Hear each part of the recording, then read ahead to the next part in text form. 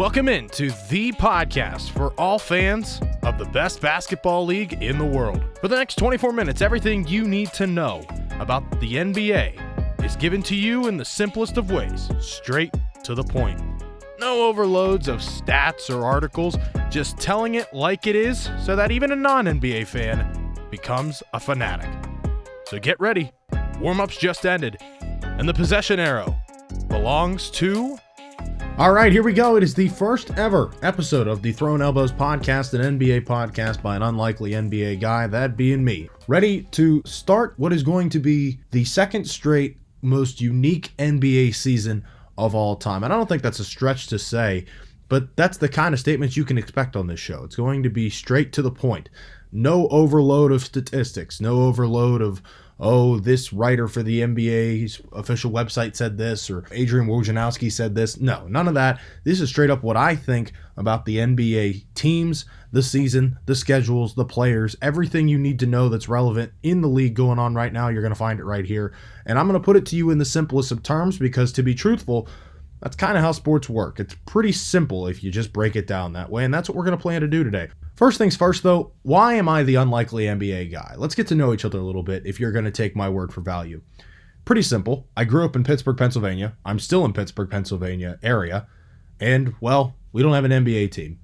I played basketball for most of my life, from elementary school all the way up till my senior year of high school, but I didn't play much in high school. I was a bench warmer. So why would I be an NBA guy? I just love the sport, and the NBA is the best basketball product on this planet, and I'm sorry you can't convince me otherwise. Once we get into the offseason, we'll probably have that discussion of why I think the NBA is 10 times better than college basketball, but that's a discussion for another day. We're going to talk about the Eastern Conference. Miami Heat, are they going back-to-back as far as representing the Eastern Conference in the NBA Finals? I don't think so. I'll get more into it here in a second, but who's going to replace them? Who do people think could replace them, but ultimately will not? And I can certainly guarantee it. All that and more coming up, and we'll start right now. Let's cross it over. Anytime you hear that sound, that means we're going to be discussing a new topic starting right now, and you can't start the discussion about the Eastern Conference without talking about the Miami Heat. Nobody had the Miami Heat making it at least to the Eastern Conference Finals. And I'd say a good half of them didn't even have them making it past Indiana in the first round. Even though that series was a clean sweep, that was a surprise enough to some. And then they beat Milwaukee. And then they said, well, Milwaukee's more of a mess than we thought. And the Heat took advantage. Boston should beat them, right? Not necessarily. And then they got to the NBA Finals, and then they said, the Lakers have taken advantage of everybody and have swept everybody, or at least in 5 games. I know it took the Nuggets 6, but that was a pretty convincing series too. We'll get into the Nuggets and the rest of the Western Conference next week, but for the Heat's sake, a lot of people didn't give them the credit until they took the Lakers 6 games, and ultimately they lost, but it took that kind of an effort all the way through for people to finally say, hey, this is a team worth noting. But the real question is that, are they going to be a team worth noting this season? The sad but true answer to me, they're noteworthy. Are they going to represent the Eastern Conference? No, they're not. And I think the main reason why the Miami Heat made it to the NBA Finals last season, aside from Jimmy Butler, I'll get into him, but the main reason that they made the Eastern Conference Finals was the pandemic. It wasn't so much the bubble atmosphere. It wasn't so much the idea that there were no fans, the home court advantage wasn't a thing. If they had to go to Milwaukee, they probably wouldn't have taken care of the Bucks in 5 games. No, it's not any of that. It's the rest factor. And yes, I understand that every single team in that bubble had the same amount of rest. But here's the thing. Who does that kind of rest benefit? It benefits those superstars that carry their team in a night in, night out basis and get them to the point of the playoffs in the beginning. The Heat aren't traditionally like that, right? The NBA is the most star-dependent league of the four major sports in America, right? Not only when it comes to dependency on popularity and star factor and mainstream media exposure, but it also comes down to the game itself. Basketball, when played correctly and when played to its most beautiful, it doesn't need three superstars to carry the team, and the Heat proved that. Ultimately, they did not make it as far as they wanted to go, and the star power of the Lakers overruled that. But the Lakers also play good basketball because they have two of the most intelligent players that just happen to be two of the top 5 players in the league on their squad. So that is nothing against the Heat. What I am putting against the Heat is the idea of rest. Jimmy Butler proved that he can be a real superstar player when given the chance to and when given the trust of a team. And he showed himself. He proved it. But he's never done that before this point. And when he did anything close to resembling that, it was when he was a no-name young player with the Chicago Bulls. He didn't have any performances like that in the postseason, at least, in Minnesota, in Philadelphia. Just ask Kawhi Leonard. And now, that's why it came as a surprise whenever Jimmy Butler emerged to be a guy who could go toe-to-toe with LeBron James from a statistics and a performance standpoint in the NBA Finals. Like I said, ultimately, the Heat didn't have that guy who could match up to one like Anthony Davis. Not a lot of teams do, and that's why the Lakers won. But let's be truthful here. The Miami Heat, I think, are still an extremely young team, and they didn't add anybody really worth noting. Their two biggest additions of the NBA offseason thus far, and even though the season is still a few weeks away, we're in training camp now. Not many big trades happen during the season, right? Like, you don't see a trade like the recent Russell Westbrook, John Wall one in the regular season, right? Teams just don't like to mess with their chemistry like that, especially a team like the Heat led by a guy like Eric Spoelstra, who I think is a big believer in team chemistry, and that's why he's one of the best coaches in the Eastern Conference. I think he's the second best coach in the Eastern Conference. I'll get to my number one later on in the show, but the two additions that they made that are maybe worth noting, it could be 1.5 Heat men, possibly you could call it, Precious Achiuwa and Avery Bradley, right? And how noteworthy is Avery Bradley? He's the half because, I mean, think about it. He sat out the bubble and the Lakers had absolutely no problem winning the championship. What does Avery Bradley bring to the Heat that they don't already have as a team? They have shooting. Tyler Hero and Duncan Robinson. Jay Crowder is not a bad stretch forward when he doesn't shoot it like an idiot every time he touches it. They don't need defense. Jimmy Butler's one of the best defensive players in the league. Jay Crowder, another good defender. He's a versatile one at that. Bam Adebayo's the second best defensive big in the Eastern Conference behind Joel Embiid. So what does Avery Bradley bring that the Heat need? The Heat are a pretty well-balanced team. The Heat needed size. That's why Precious Achiuwa was not only a good draft pick, but it was a need pick, I think, moreover than a value pick. So does Precious Achiuwa make the Heat a back-to-back Eastern Conference representative in the NBA Finals? Absolutely not. He's not that good. At least not as a rookie. Tyler Hero was at least a lottery pick, right? Tyler Hero, we saw that talent at Kentucky still. But Precious Achiuwa, I can honestly say, as big of a basketball fan as I am, and I'm more of an NBA fan than I am college basketball. And I think March Madness not happening might have been a reason for this. I'd never heard of the guy. And I had to do my research before this podcast. I mean, he is more of an inside presence. He does have a little bit of an outside game to him, but is he enough to match up with the likes of Anthony Davis? No. Is he enough to match up with the likes of Joel Embiid in his own conference? No. Even DeAndre Jordan with the Nets? No.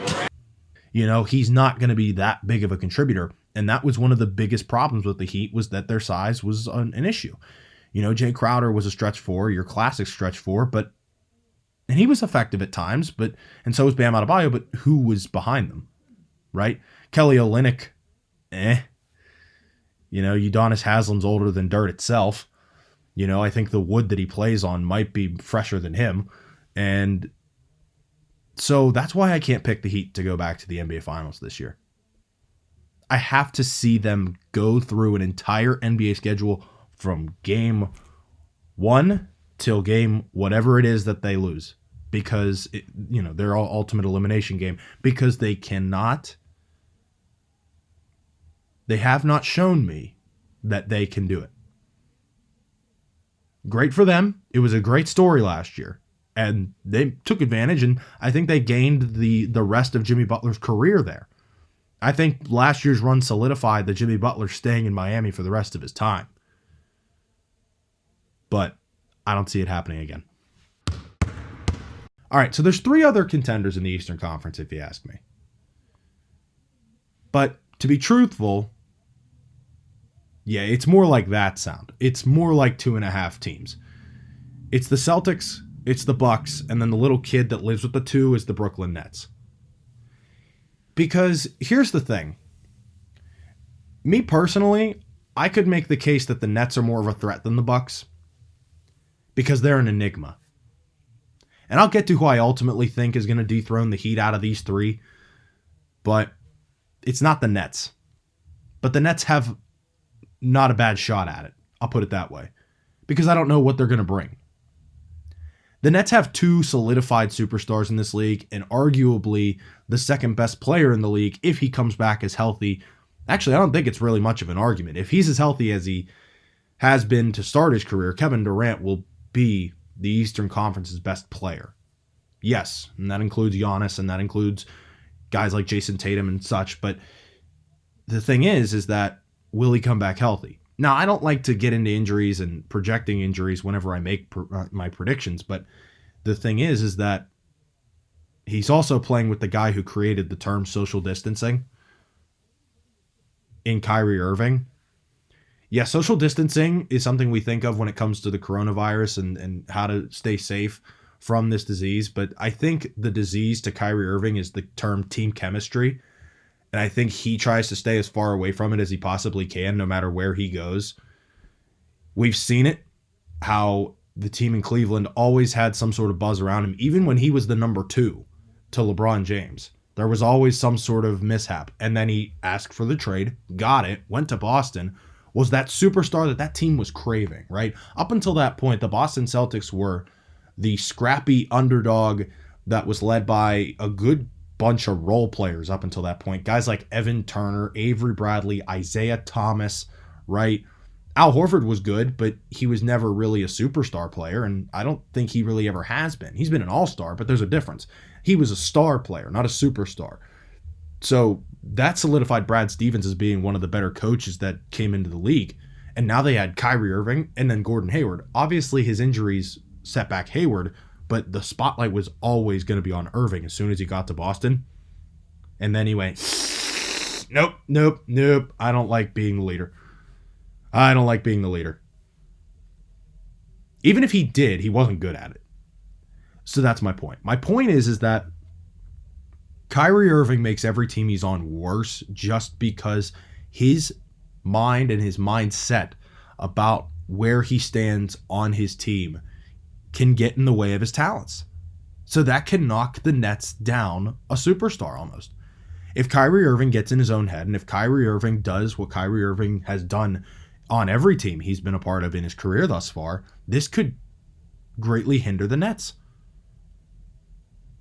So I don't know about the Nets.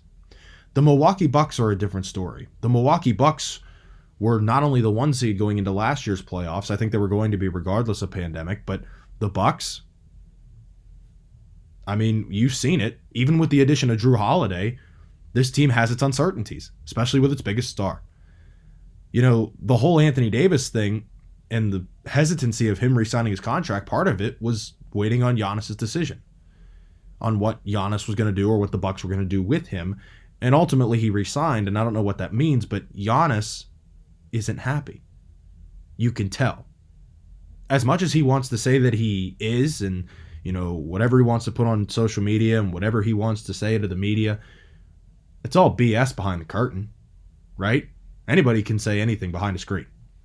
I don't think Giannis is happy in Milwaukee because he realizes his value now. He realizes how big of a figure he is, no matter the success, right? You see a guy like Russell Westbrook. You see a guy like Joel Embiid. You see a guy, looking like a crossover. You see guys like Lamar Jackson build their brand for how big they are as an individual athlete, but their success isn't there, right? Sure, they might have individual accolades, but championship accolades aren't there for any of those athletes I just named, and Giannis is in that group right now. So to get away from that, what does he do? He gets out of Milwaukee, right? Who has stayed for the majority of their career in Milwaukee and had great career success other than Oscar Robertson? And that's been a minute, hasn't it? So I can't trust the Bucks either. So who does that leave? That leaves the other 17-time world champion franchise in the league, and that's the Boston Celtics. For any of you who know me personally, they know I'm a Boston Celtics fan, so I'm going to try to keep my bias out of it as close as I can, but I don't think it's a biased pick to say that the team that was the runner-up to the Heat in the Eastern Conference Finals in a pandemic year that did get better, not by a ton, but they did get better, and I'm going to mention it here in a minute, is the pick to dethrone the Heat in the Eastern Conference. I don't think it's that big of a stretch. So I think Jason Tatum, by the end of the season, is going to be a top 3 player in the Eastern Conference. If he isn't already, he's going to develop even further. I think that Kemba Walker is only going to get better with a second year in the system. And the thing is that, right, the Boston Celtics, they knew their needs after their playoff exit. They needed size and they needed shooting. What did they need and what did they get? Tristan Thompson is a backup center, which I don't mind the move at all. I think Tristan Thompson's a good veteran center, inside physical rebounder that'll get you second chances on the offensive end and more solidified defensive rebounding to help your defense out against those bigger teams in your conference like Philadelphia and Brooklyn. So what was the other need? Shooting. The Boston Celtics did not have a guy who they could kick out to and almost be automatic. This is a stretch. This could be a stretch. But Aaron Nesmith in this draft was considered the best spot-up shooter in the draft. And he is now a Boston Celtic for that exact reason. Brad Stevens knew what his offense needed, and he went out and got it. It's a rookie. He's a rookie. There's same thing as the Nets. You don't know what you're going to get out of him. He could be a bust for all I know. But for right now, Aaron Nesmith, I think off the bench, could add a lot of scoring and a lot of necessary shooting to that second team that Boston has. Because right now it's Marcus Smart and a bunch of idiots, especially with the loss of Gordon Hayward. I don't think it's going to be too crucial, especially since Boston's used to playing without him now for the majority of his time in New England.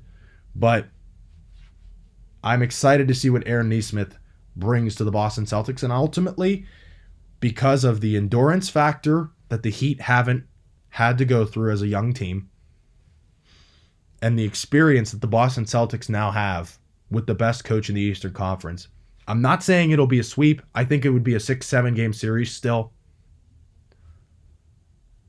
I think, and it depends on how the brackets would shake out in the playoffs, I think the Boston Celtics will be representing the Eastern Conference come the 2021 NBA Finals, hopefully scheduled in regular time. Who will they play? Find out next week on the Western Conference preview. Hard times and hard times. That's hard times. All right, this is the first time of this segment on this show, and I'm really excited for it. It's where I give you who's going through hard time, who I think is going to find their way out, who I think isn't going to get out of it quite so easily. And there's been a lot of hard times from the end of October to now. Let's go through them. That's hard time. It's got to be Russell Westbrook, right? Russell Westbrook has been traded now for 2 times in 2 years for John Wall and a first-round pick this most recent. And yes, he's going to have Bradley Beal, but what's Russell Westbrook going to do that we haven't already seen in his career? You know, this is Russell Westbrook's second time in his career being traded, but it's also the second time in 2 years. Does that say something to you? Yeah, he was the MVP that averaged triple-double in a season. Yeah, he was the guy that stayed in Oklahoma City when both James Harden and Kevin Durant left. Yeah, but what has he done since? It's a what have you done for me now type of sports environment that we live in as Americans. What has Russell Westbrook done that's worth noting in his career since the Thunder broke up? Right? Yeah, the triple-double is impressive, but is it really? Like, you couldn't tell me that LeBron James couldn't have done that if he tried for 82 games? You couldn't tell me that Kevin Durant even could have if he tried? Russell Westbrook knew he had to carry that Thunder team, and he's probably going to do the same exact thing with the Wizards, but what exactly is he going to do that we haven't seen already? Russell Westbrook doesn't evolve. This is a league of evolution. You have to evolve your game to become better. Ask a guy like LeBron James, who's done it his entire career. Ask James Harden when he got to Houston. Russell Westbrook, if you don't change your game, and you never will, you're going to be falling on hard times in Washington. That's hard time. Philadelphia. I mean, the 76ers, I was going to get into pretenders, but I think I just gave away the two that I was going to say, right? The Raptors are in there too, but there's no reason talking about them. The 76ers, though, I mean, it's laughable, the hard times that they put on themselves, right? The process, I mean, it's a floundering fish at this point. It's like the fish that you catch and then you hold it, and then it all of a sudden just squeams a little bit, almost gets away back into the water, but then you pick it up off the deck and then you go back and gut it and it's over. That's what the Philadelphia 76ers are at right now. They're at the little squeaming stage because the Sixers not only traded Al Horford, which was actually a good move. They needed to get rid of his contract, but who'd they get in return for him? Danny Green? The one thing that Danny Green has done of note most recently in his career is the fact that he missed a three-pointer in the biggest series since 2014 for him. I know he has that three-pointers made in an NBA Finals record. That was going to be 7 years ago. I mean, the guy is a little outdated, and he's going to be your best shooter. Tobias Harris is still overpaid. I love him, but he's still an overpaid player. Joel Embiid, being the center point that he is, Ben Simmons just as much. They're both cannot shoot from the outside, at least consistently. That's not today's NBA. The process is over because it was built incorrectly. They looked and they said, "Oh, you're a good player. You're a good player. Ooh, you've done good here. You've done good here." And what does it get them? No outside scoring. And your best perimeter shooter is a guy by the name of Tobias Harris, who was on 5 teams now in his career. Yeah. This season's going to prove why the Philadelphia 76ers process is said, done, and over. That's hard time. All right, this will usually be the last segment of every episode, so it's going to be a staple. Get used to it. Which teams, players, coaches, whoever figures in the NBA are going through hard times, whether it's throughout the past week, whether it's been throughout the season, just hard times. Right now, it's a projection. Who's going to be going through hard times come this start of the NBA season? Well, looks like the shot clock has expired. Never miss an episode of Throwing Elbows with me, Eddie D. The NBA podcast by the Unlikely NBA Guy can be found on Apple Podcasts, Spotify, and all other major podcast outlets. You can also find today's episode on YouTube. Search Throwing Elbows with Eddie D. Click on the first playlist you see. When the league's in season, so am I, as I'll be putting out new episodes every week of the NBA season. Be sure to come back next time to see what we got coming out of this timeout.